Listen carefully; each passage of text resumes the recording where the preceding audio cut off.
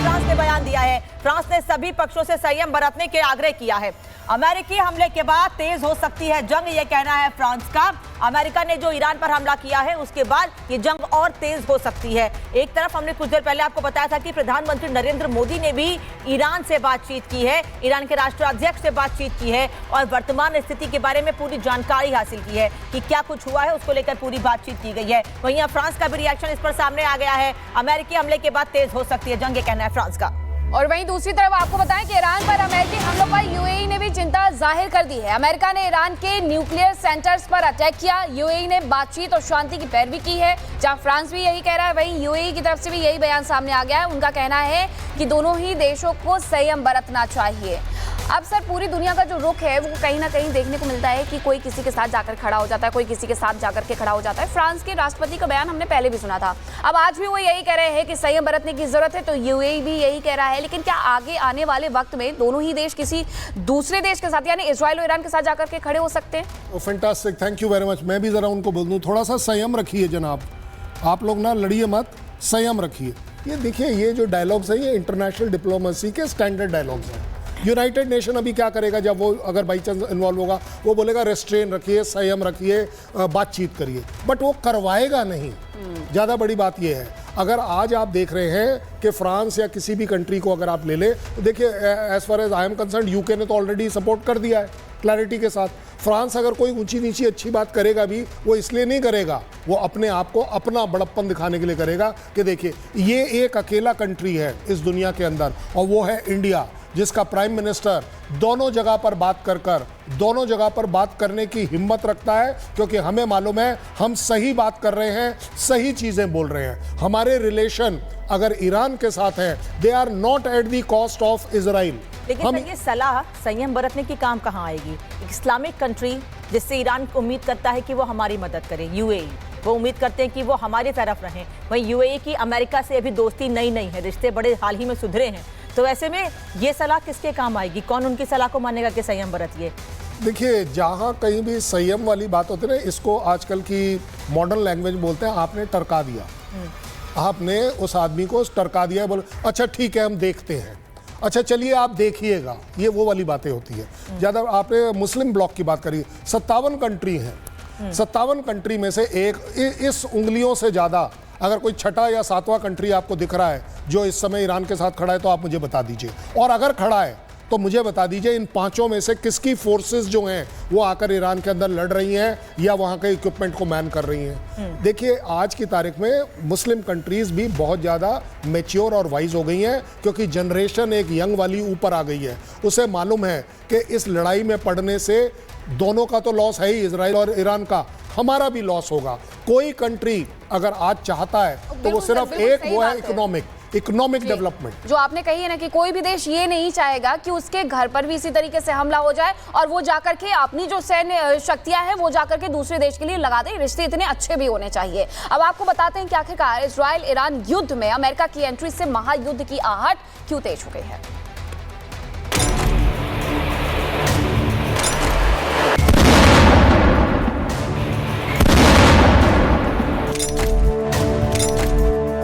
من هدف مشروع ایران هستند.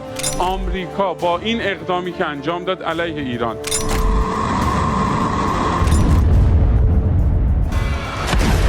Iran Israel युद्ध में America की एंट्री से दुनिया में अब महायुद्ध छिड़ने का खतरा मंडरा गया है।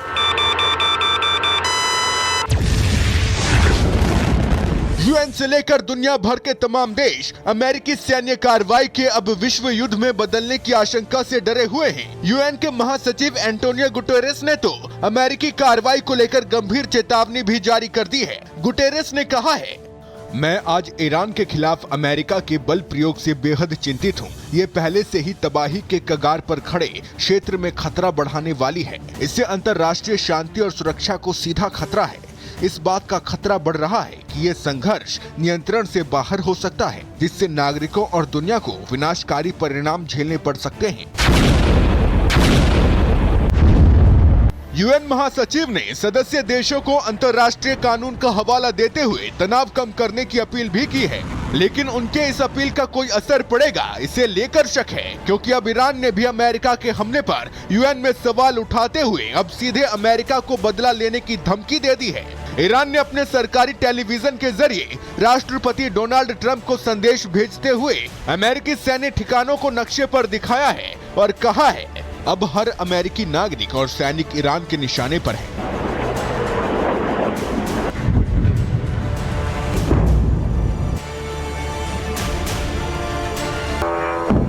इतना ही नहीं, ईरान के परमाणु ऊर्जा संगठन AEOI ने भी अमेरिका को दो टूक संदेश देते हुए कह दिया है कि ईरान अपने परमाणु कार्यक्रम नहीं रोकने वाला, उसका परमाणु कार्यक्रम जारी रहेगा।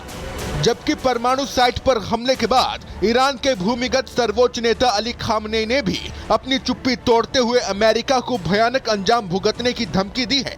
खामनेई ने कहा है, अमेरिकियों को पहले से कहीं अधिक गंभीर आघात और अधिक क्षति के लिए तैयार रहना चाहिए। वहीं ईरान के परमाणु ठिकानों पर हमले के बाद यमन भी जंग में कूद गया है। यमन ने लाल सागर से गुजरने वाले अमेरिकी कार्गो शिप और अमेरिकी युद्धपोतों को निशाना बनाने की धमकी दी है। हालांकि ईरान का दावा है कि अमेरिकी हमलों में उसके परमाणु ठिकानों को ज्यादा नुकसान नहीं हुआ, लेकिन तिलमिलाए ईरान के पलटवार की धमकी से अब अमेरिकियों की नींद भी उड़ी है। राष्ट्रपति ट्रंप के इस फैसले ने जहां अमेरिका में सियासी घमासान मचा दिया है, अमेरिकी डेमोक्रेट नेता नॉर्मा टोरेस ने लिखा है, डोनाल्ड ट्रंप ने एक विदेशी देश पर अवैध हमला किया, जिससे अमेरिकी सैनिकों, हमारे परिवारों और हमारे समुदायों की जान जोखिम में पड़ गई है। ट्रंप ने कांग्रेस और संविधान को दरकिनार कर दिया। अब अमेरिकी लोगों को उनकी लापरवाही की कीमत चुकानी पड़ेगी।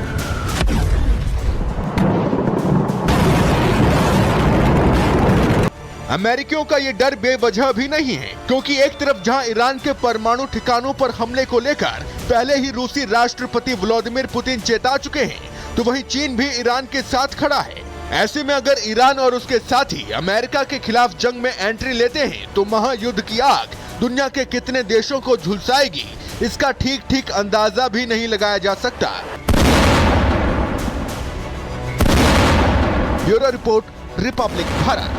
और तेज हो सकती है। एक तरफ हमने कुछ देर पहले आपको बताया था कि प्रधानमंत्री नरेंद्र मोदी ने भी ईरान से बातचीत की है, ईरान के राष्ट्राध्यक्ष से बातचीत की है और वर्तमान स्थिति के बारे में पूरी जानकारी हासिल की है कि क्या कुछ हुआ है, उसको लेकर पूरी बातचीत की गई है। वहीं फ्रांस का भी रिएक्शन इस पर सामने आ गया है। अमेरिकी हमले के बाद तेज हो सकती है जंग, ये कहना है फ्रांस का। और वहीं दूसरी तरफ आपको बताएं कि ईरान पर अमेरिकी हमलों पर यूएई ने भी चिंता जाहिर कर दी है। अमेरिका ने ईरान के न्यूक्लियर सेंटर्स पर अटैक किया। यूएई ने बातचीत और शांति की पैरवी की है। जहां फ्रांस भी यही कह रहा है, वहीं यूएई की तरफ से भी यही बयान सामने आ गया है। उनका कहना है कि दोनों ही देशों को संयम बरतना चाहिए। अब सर, पूरी दुनिया का जो रुख है वो कहीं ना कहीं देखने को मिलता है कि कोई किसी के साथ जाकर खड़ा हो जाता है, कोई किसी के साथ जाकर के खड़ा हो जाता है। फ्रांस के राष्ट्रपति का बयान हमने पहले भी सुना था, अब आज भी वो यही कह रहे हैं कि संयम बरतने की जरूरत है, तो यूएई भी यही कह रहा है। लेकिन क्या आगे आने वाले वक्त में दोनों ही देश किसी दूसरे देश के साथ, यानी इजराइल और ईरान के साथ जाकर के खड़े हो सकते हैं? Fantastic, thank you very much. मैं भी जरा उनको बोल दूं, थोड़ा सा संयम रखिए जनाब, आप लोग ना लड़िए मत, संयम रखिए। ये देखिए, ये जो डायलॉग्स है ये इंटरनेशनल डिप्लोमेसी के स्टैंडर्ड डायलॉग्स हैं। यूनाइटेड नेशन अभी क्या करेगा, जब वो अगर बाई चांस इन्वॉल्व होगा, वो बोलेगा रेस्ट्रेन रखिए, संयम रखिए, बातचीत करिए, बट वो करवाएगा नहीं। ज़्यादा बड़ी बात ये है, अगर आज आप देख रहे हैं कि फ्रांस या किसी भी कंट्री को अगर आप ले लें, तो देखिए as far as I am concerned, UK ने तो ऑलरेडी सपोर्ट कर दिया है क्लैरिटी के साथ। फ्रांस अगर कोई ऊंची नीची अच्छी बात करेगा भी, वो इसलिए नहीं करेगा, वो अपने आप को अपना बड़प्पन दिखाने के लिए करेगा कि देखिए ये एक अकेला कंट्री है इस दुनिया के अंदर, और वो है इंडिया, जिसका प्राइम मिनिस्टर दोनों जगह पर दोनों जगह पर बात करने की हिम्मत रखता है, क्योंकि हमें मालूम है हम सही बात कर रहे हैं, सही चीजें बोल रहे हैं। हमारे रिलेशन अगर ईरान के साथ हैं, they are not at the cost of Israel. लेकिन सर, ये सलाह संयम बरतने की काम कहाँ आएगी? एक इस्लामिक कंट्री जिससे ईरान उम्मीद करता है कि वो हमारी मदद करे, यूएई, वो उम्मीद करते हैं कि वो हमारी तरफ रहें। वहीं यूएई की अमेरिका से अभी दोस्ती नई नहीं है, रिश्ते बड़े हाल ही में सुधरे हैं, तो ऐसे में ये सलाह किसके काम आएगी? कौन उनकी सलाह को मानेगा कि संयम बरतिए? देखिए, जहाँ कहीं भी संयम वाली बात होती है ना, इसको आजकल की मॉडर्न लैंग्वेज बोलते हैं, आपने टरका दिया, आपने उस आदमी को टरका दिया, बोले अच्छा ठीक है हम देखते हैं, अच्छा चलिए आप देखिएगा, ये वो वाली बातें होती है। ज़्यादा आपने मुस्लिम ब्लॉक की बात करी, 57 कंट्री हैं, 57 कंट्री में से एक इस उंगलियों से ज़्यादा अगर कोई छठा या सातवां कंट्री आपको दिख रहा है जो इस समय ईरान के साथ खड़ा है तो आप मुझे बता दीजिए, और अगर खड़ा है तो मुझे बता दीजिए इन पांचों में से किसकी फोर्सेस जो हैं वो आकर ईरान के अंदर लड़ रही हैं या वहां के इक्विपमेंट को मैन कर रही हैं। देखिए आज की तारीख में मुस्लिम कंट्रीज भी बहुत ज़्यादा मैच्योर और वाइज हो गई हैं, क्योंकि जनरेशन एक यंग वाली ऊपर आ गई है। उसे मालूम है कि इस लड़ाई में पड़ने से दोनों का तो लॉस है ही, इजराइल और ईरान का, हमारा भी लॉस होगा। कोई कंट्री अगर आज चाहता है तो वो सिर्फ एक वो है इकोनॉमिक डेवलपमेंट। जो आपने कही है ना कि कोई भी देश ये नहीं चाहेगा कि उसके घर पर भी इसी तरीके से हमला हो जाए और वो जाकर के अपनी जो सैन्य शक्तियां हैं वो जाकर के दूसरे देश के लिए लगा दे। रिश्ते इतने अच्छे भी होने चाहिए। अब आपको बताते हैं कि आखिरकार इजराइल ईरान युद्ध में अमेरिका की एंट्री से महायुद्ध की आहट क्यों तेज हो गई है।